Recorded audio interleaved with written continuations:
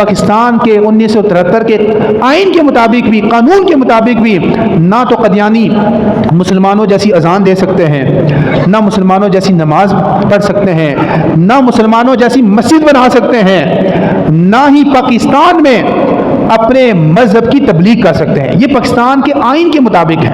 पाकिस्तान, अब इस कानून के साथ छेड़खानी की मुख्तलिफ किस्म की कोशिशें की जाती हैं मुख्तलिफ हुकूमतों में, मुख्तलिफ किस्म के लोग उनके बैठे हुए हैं, आप जानते भी नहीं हैं गली मोहल्लों में किस कदर वो अंदर घुस चुके हैं।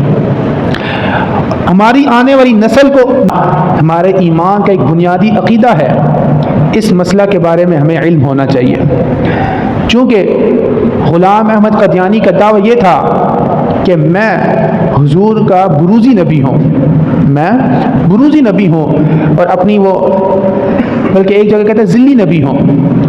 वो ये कहता है कि ज़िल्ली का माना ये किया जाता है कि अपने इलाके या अपनी जगह के एतबार से हुजूर नबी थे और इस इलाके का नबी मैं हूँ, और मेरा वजूद उनका वजूद हो गया है। माअज़ल्लाह सुम्मा माअज़ल्लाह। अपनी किताब ख़ज़ाइन, ये मिर्ज़ा ग़ुलाम अहमद क़दियानी की किताब है जिसका नाम क्या है, ख़ज़ाइन, उसके सफ़ा नंबर 258 जिल्द नंबर 16 के अंदर ये बात उसने लिखी कि सारा वजूदी वजूदहू, कि मेरा वजूद उसका वजूद हो गया।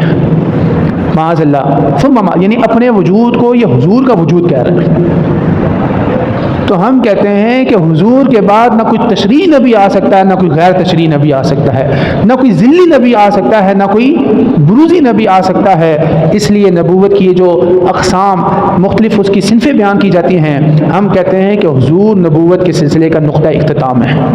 हुजूर के बाद नबूवत रिसालत का सिलसिला बंद हो चुका है, ख़त्म हो चुका है। जो हुजूर के बाद नबूवत को जारी करे उसका इस्लाम के साथ कोई ताल्लुक़ नहीं है, वो क़दियानी हो सकता है, काफिर हो सकता है, लेकिन वो मुसलमान हो सकता नहीं है। ये हमारे ईमान की असास और बुनियाद है। हुजूर नबी रहमत वो आखिरी रसूल हैं जिनके बाद किसी नबी की गुंजाइश न किसी रसूल की गुंजाइश है। हाफिज़ इब्न कसीर, मशहूर मुफस्सिर कुरान, तफसीर इब्न कसीर में इस आयत के तहत सूरह अहज़ाब की आयत मा काना मुहम्मदुन अबा अहदिम मिन रिजालिकुम वलाकिन रसूलुल्लाहि व खातमन नबिय्यीन, इस आयत के तहत हाफिज़ इब्न कसीर तफसीर इब्न कसीर में ये बात लिखते हैं कि फ़हाज़िल आया नस्सुन फ़ी अन्नहु ला नबिय्य बअदहु, ये आयत पाक इस मसला में नस्से क़तई है कि हुजूर के बाद कोई नबी नहीं आ सकता। और फिर फरमाते हैं कि जब नबी नहीं आ सकता तो रसूल कैसे हो सकता है। जब नबूवत का सिलसिला बंद हो चुका है तो बदरजा औला रसूल नहीं आ सकता। अल्लाह ताला ने कुरान की हिफाजत का ज़िम्मा अपने ज़िम्मा करम पर लिया। पहले किताबें नाजिल फरमाई, तौरात नाजिल फरमाई, इंजील नाजिल फरमाई, ज़बूर नाजिल फरमाई, मुख्तलिफ सहाइफ का नुज़ूल अल्लाह ने फरमाया, लेकिन किसी किताब की हिफाजत का ज़िम्मा करम अपने ऊपर नहीं लिया। तौरात के मानने वालों ने तौरात में तग़य्युर किया, तबद्दुल किया, तहरीफ की। इंजील के मानने वालों ने इंजील के अंदर तब्दीली की। कुरान में तग़य्युर मुमकिन नहीं, कुरान में तहरीफ मुमकिन नहीं, कुरान को कोई बदल नहीं सकता। पिछले कितने नबी थे जिनको शहीद कर दिया गया। बनी इसराइल ने 70 अंबिया को शहीद किया, लेकिन हुजूर की हिफाजत का ज़िम्मा करम अल्लाह ने अपने ऊपर लिया। हुजूर पर नाज़िल होने वाली किताब की हिफाजत का ज़िम्मा अल्लाह ने अपने ऊपर लिया। इन्ना नहनु नज़्ज़लना ज़िक्र व इन्ना लहू लहाफ़िज़ून, हम ही ने कुरान को नाजिल किया और हम ही इसकी क्या करते हैं, हिफाजत करने वाले हैं। और आका करीम सल्लल्लाहु अलैहि वसल्लम की हिफाजत का भी ज़िम्मा करम अल्लाह ने अपने ऊपर लिया। फरमाया वल्लाहु यासिमुका मिनन नास, अल्लाह आपकी हिफाजत फरमाएगा लोगों से। कुफ़ार मक्का ने मंसूबे बनाए हुजूर को कत्ल करने के, मुनाफिकीन ने मंसूबे बनाए हुजूर को कत्ल करने के, हुजूर को शहीद करने के। मुख्तलिफ़ किस्म के कुफ़ार के ग्रोहों ने कत्ल करना चाहा हुजूर को, लेकिन हुजूर की हिफाजत का ज़िम्मा अल्लाह ने अपने ऊपर लिया हुआ था। क्यों? पहले अंबिया आते, بنی اسرائیل نے انبیاء کو قتل کیا، کتنے انبیاء کو قتل کیا گیا، شہید کیا گیا؟ کیونکہ اگر ایک نبی اس دنیا سے چلا بھی جاتا اس کی جگہ دوسرا نبی آ جاتا، وہ نبی آ کر اللہ کا پیغام لوگوں تک پہنچاتا، اللہ کے احکامات کی تبلیغ لوگوں تک کرتا۔ لیکن چونکہ حضور کے بعد سلسلہ نبوت منقطع ہو چکا تھا، اگر حضور کو شہید کر دیا جاتا، حضور اس دنیا سے اگر جو اللہ کا پیغام لائے تھے وہ پیغام لوگوں تک پہنچانے سے پہلے دنیا سے چلے جاتے، تا صبح قیامت لوگوں تک کوئی رائے حق کا پیغام پہنچانے والا نہ ہوتا۔ چونکہ حضور نے نبوت اور اللہ کے پیغام کا اتمام کرنا تھا، اس لیے اللہ نے اپنے ذمہ کرم پر حضور کی حفاظت لی۔ چونکہ حضور پر نازل ہونے والی کتاب تا صبح قیامت تک کے لوگوں کے لیے تھی، اگر اس کے اندر تغیر ہو جاتا، تبدل راہ پا جاتا، تو قیامت تک لوگ پھر کون سی کتاب سے ہدایت حاصل کرتے؟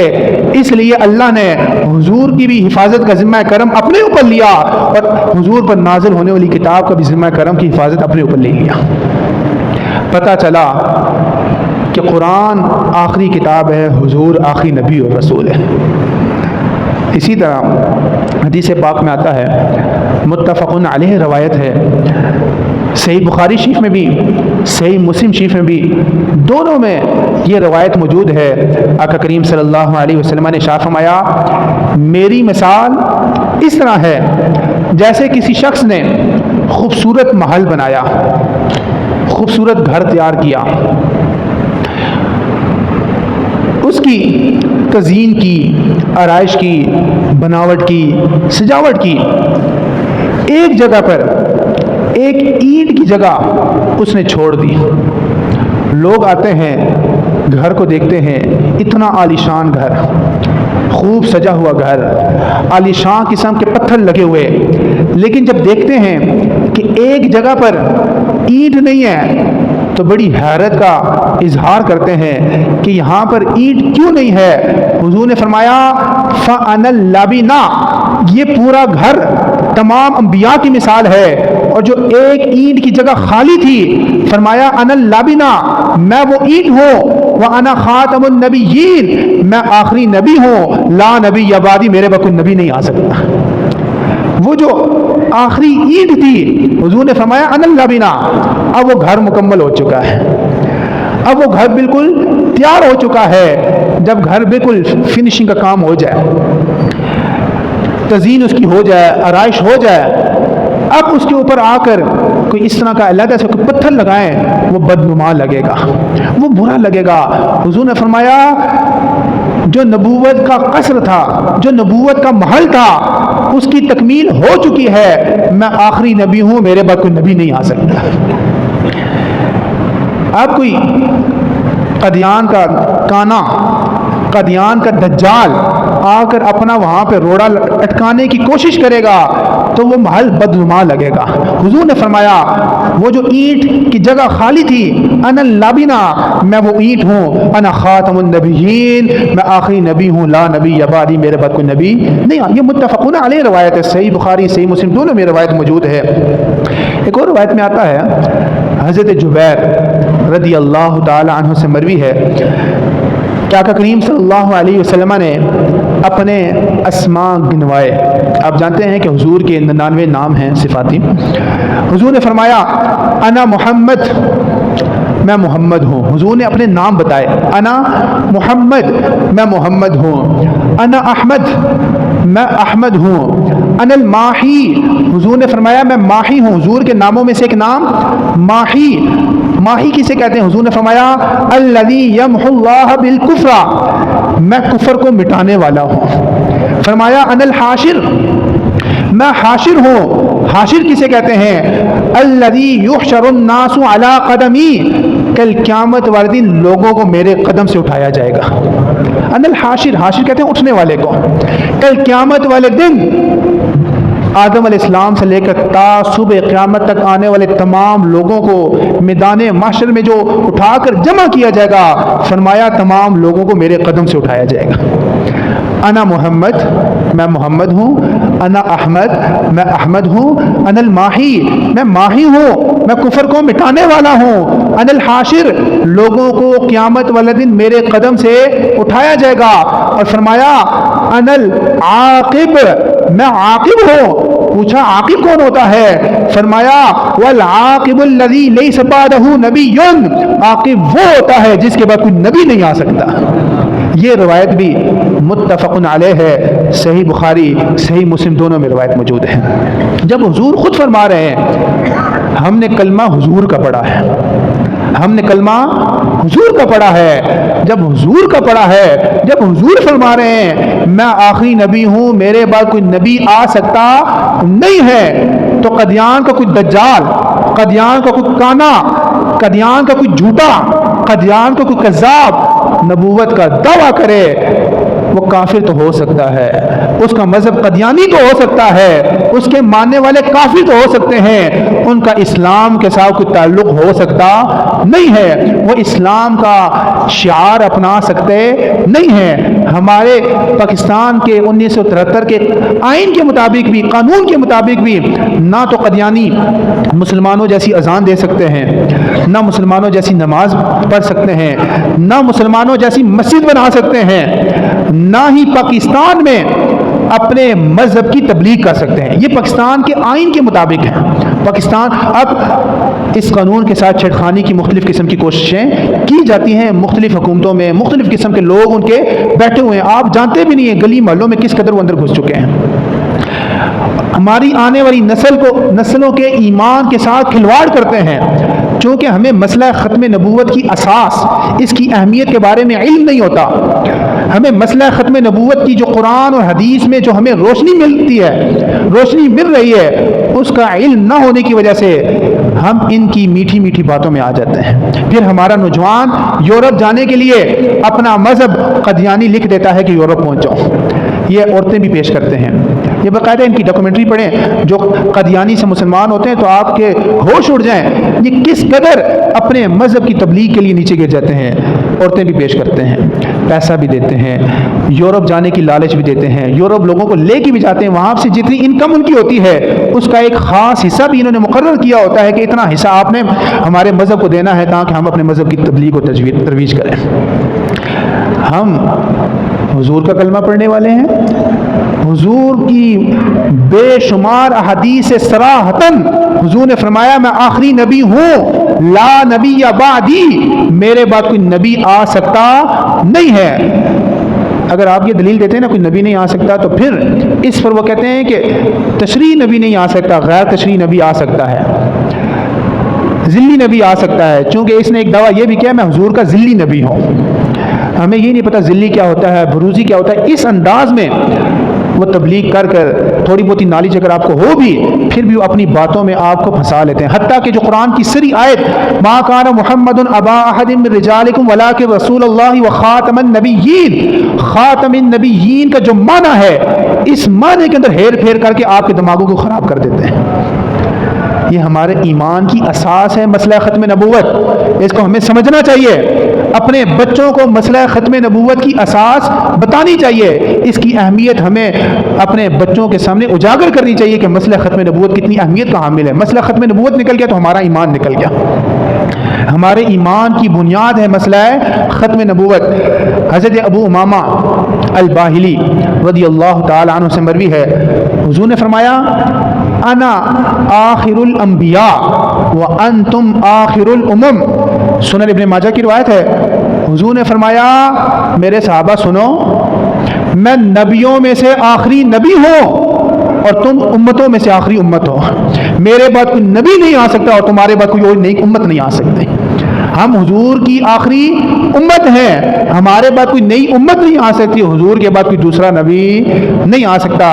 اسی طرح علامہ اقبال نے ایک بات کہی تھی، پس خدا برما شریعت ختم کر، बर रसूल माँ रिसालत ख़त्म कर। अल्लामा इकबाल ने इन्हीं अहादीस की तफसीर करते हुए, तशरीह करते हुए, तर्जमा मफहूम मतलब बयान करते हुए कहा था, खुदा ने मुझ पर शरीयत को ख़त्म कर दिया है, खुदा ने मुझ पर रिसालत को ख़त्म कर दिया है। नबूवत ख़त्म है तुझ पर, रिसालत ख़त्म है तुझ पर, तेरा दीन अरफा व आला, शरीयत ख़त्म है तुझ पर, शरीयत के महल का आखिरी पत्थर है तू प्यारे, अधूरे को किया पूरा, ये सुन्नत ख़त्म है तुझ पर। हुजूर ने फरमाया था, इन्नहु सयकूनु फी उम्मती कज़्ज़ाबूना, हुजूर ने फरमाया था अन करीब मेरी उम्मत में सलासूना कज़्ज़ाबूना, 30 झूठे आएंगे। हुजूर ने पहले बता दिया था कि मेरी उम्मत में 30 झूठे आएंगे, कुल्लुहुम यज़उमु अन्नहु नबिय्युन, वो दावा ये करेंगे, ज़ौम ये करेंगे, गुमान ये करेंगे कि वो नबी हैं, लेकिन लोगों सुन लो, अना खातमुन नबिय्यीन ला नबी अबादी, मैं आखिरी नबी हूँ, मेरे बाद कोई नबी नहीं आ सकता।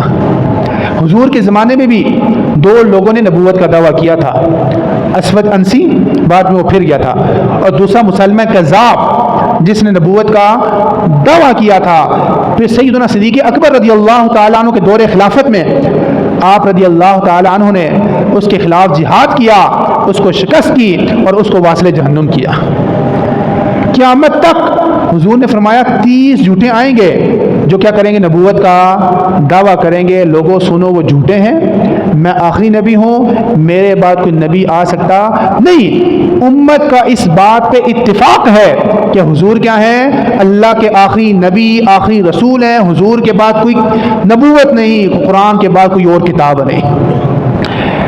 ये मिर्ज़ा ग़ुलाम अहमद क़ादियानी 1840 में इसकी जब पैदाइश होती है, पैदाइश के बाद एक DSP के ऑफिस में एक मामूली सा क्लर्क था और ये दावा करता था कि हुजूर आखिरी नबी है, यानी चूँकि कलमा पढ़ने वाला था। जब ये पैदा हुआ तो इसके बाप ने इसका नाम रखा ग़ुलाम अहमद, कि अहमद का ग़ुलाम, हुजूर का ग़ुलाम, लेकिन इसने बाद में गद्दारी की। पहले ये कहता था, इस किताब में ये बात लिखी हुई है, ये मानता था कि हुजूर आखिरी नबी हैं। कुछ अरसा गुजरा, जब ये मसीही, बाकायदा इसके दफ्तर में एक मीटिंग हुई, यूरोप से पूरा, इंग्लैंड से पूरा एक इसके पास मिशन आया, ये फिर मसीही मिशन पे रहा, फिर इसने नौकरी छोड़ दी। इसका बाप इसे कहता था कि नौकरी नहीं करेगा तो खाएगा कहाँ से, तो इसका आगे से जवाब ये होता था कि मुझे नौकरी मिल चुकी है, मुझे नौकरी मिल चुकी है, और हर महीने इसके पास मनी ऑर्डर के ज़रिए पैसा पहुंच जाता था, क्योंकि इसको नौकरी मिल चुकी थी पीछे से। चूँकि बड़े सग़ीर में हुकूमत अंग्रेज़ों की थी, मुसलमान एक पेज पे थे अंग्रेज़ों के ख़िलाफ़। अब मुसलमानों को कमज़ोर करने के लिए, इनके दरमियान तफरका डालने के लिए, इनके दरमियान इंतशार पैदा करने के लिए कोई ऐसी इनको एक चीज़ चाहिए थी जिसके ज़रिए मुसलमानों के दरमियान इंतशार पैदा हो जाए। और उस इंतशार को पैदा करने के लिए इन्होंने ग़ुलाम अहमद को चुना, चूँकि बहुत ही शातिर बंदा था। पहले ये दावा करता था कि हुजूर आखिरी नबी हैं, हुजूर के बाद कोई नबी आ सकता नहीं। फिर इसने ये दावा किया, मैं आखिरी वली हूँ, मेरे बाद अब कोई वली नहीं आएगा, मैं अल्लाह का आखिरी वली हूँ। फिर इसने दावा किया, मैं मसीह मऊद हूँ। आप जानते हैं हमारा अकीदा यह है, जनाब सैयदना ईसा रूहुल्लाह अल्लाह के पास ज़िंदा है, आसमानों पर उनको उठा लिया गया था, इस वक्त ज़िंदा है। क़ुर्ब क़यामत दोबारा ज़मीन पर आएंगे और हुजूर की उम्मत में से होंगे, और जब वफ़ात पाएंगे तो हुजूर के रोज़ा के अंदर उनकी क्या होगी, कब्र होगी। हमारा अकीदा है। इसने दावा ये किया कि जो जनाब ईसा ने वापस आना था, मैं वही ईसा हूँ, इसका दावा ये था। एक दावा इसका यह था कि मैं महदी बरहक हूँ, चूँकि हमारा अकीदा ये भी है क़ुर्ब क़यामत इमाम महदी अलैहिस्सलाम आएंगे। इसने दावा किया जिस महदी ने आना है मैं वो महदी हूँ। फिर बाद में कहने लगा 1901 में इसने दावा कर लिया कि मैं नबी हूँ। पहले कुछ और कहता था, बाद में इसने 1901 में नबी होने का दावा कर दिया। लेकिन आका करीम सल्लल्लाहु अलैहि वसल्लम ने इरशाद फरमा दिया, अना खातमुन नबिय्यीन ला नबी बादी, मैं आखिरी नबी हूँ, मेरे बाद कोई नबी आ सकता नहीं है। बड़ी ही अहमियत का हामिल ये मौजू है। इस मौजू के बारे में हमें पता होना चाहिए, मसला नबूवत, मसला ख़त्म नबूवत की अहमियत क्या है, किस अंदाज में इस वक्त में जो कदियानी हैं हमारे गली महलों में घुसकर अपनी तबलीग करें, चूँकि ज़ाहिरन तो कर नहीं सकते, हमारा कानून इस चीज़ की उनको इजाज़त नहीं देता। किस अंदाज में सोशल मीडिया के ज़रिए घरों में जाकर हमारी नौजवान नस्लों के अंदर दोस्त बनकर, रिश्तेदार बनकर किस अंदाज में ये अपनी तबलीग कर रहे होते हैं। जो लोग बाहर जाने वाले होते हैं उनके साथ, जो बेरोज़गार होते हैं, बंदा तेज़ तराज हो उसके साथ किस अंदाज में ये अपने मज़हब की तबलीग कर रहे होते हैं, हमें इस चीज़ का बिल्कुल भी अंदाज़ा नहीं है। ये कुछ अर्सा पहले बराकाऊ में एक पूरी ढोक है, एक पूरा गाँव है, इतने अरसे से वो उनकी रिश्तेदारियाँ भी थी, सब कुछ था। पिछले 3 सालों से पता चला कि वो पूरा एक गाँव ही कदियानियों का था। पहले वो नमाज़ें भी पढ़ते थे, कुर्बानियाँ भी करते थे, लेकिन चूँकि हमारे पाकिस्तान के आइन और कानून के मुताबिक ये मुसलमानों का कोई भी शियार अपना नहीं सकते, मुसलमानों जैसी मस्जिद नहीं बना सकते, मुसलमान की मस्जिदों से मेहराब नहीं बना सकते, अजान नहीं दे सकते, चूँकि ये मुसलमान नहीं है। तो फिर वहाँ के जो कुछ TLP के हमारे दोस्त थे, वहाँ के कुछ उलमा थे, पुलिस वालों को साथ रख कर इस साल भी और पिछले साल भी उनको कुर्बानी नहीं करने दी गई। क्यों कि इस्लाम पाकिस्तान के आइन के मुताबिक वो कुर्बानी शरई तौर पर कर सकते नहीं है, कानूनी तौर पर नहीं कर सकते। ये तो सामने आ गए।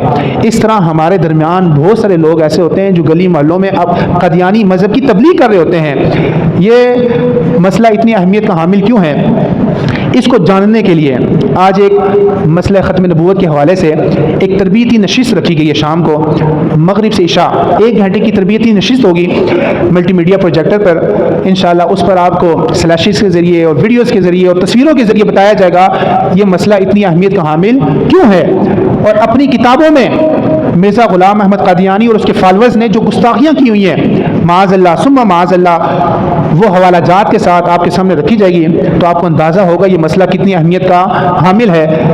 और हम इतना वक्त आगे पीछे लगाते रहते हैं। उम्मीद करता हूँ कि आप उस महफिल में शिरकत करेंगे ना इंशाल्लाह। हमारे ईमान की असास और बुनियाद है मसला ख़त्म नबूवत। खुद भी आएँ, अपने भाइयों को भी लाएँ, बच्चे जो समझदार, जो इस मसले को समझ सकते हैं, जो तवज्जो से सुन सकते हैं, अपने उन बच्चों को भी साथ लेकर आएँ। इंशाल्लाह 1 घंटे की सेशन होगा, बाहर से मेहमान तशरीफ़ लेकर आएंगे, वो आपके सामने इस मसले की अहमियत को रखेंगे। आपने ज़रूर उसमें शिरकत करनी है। अल्लाह ताला हमें ऐसी महफिल में बैठने की तौफीक अता फरमाए और अपने अकीदे को मजबूत करने की तौफीक अता फरमाए। अभी अजान होती है, अजान के बाद सुन्नत अता फरमाए।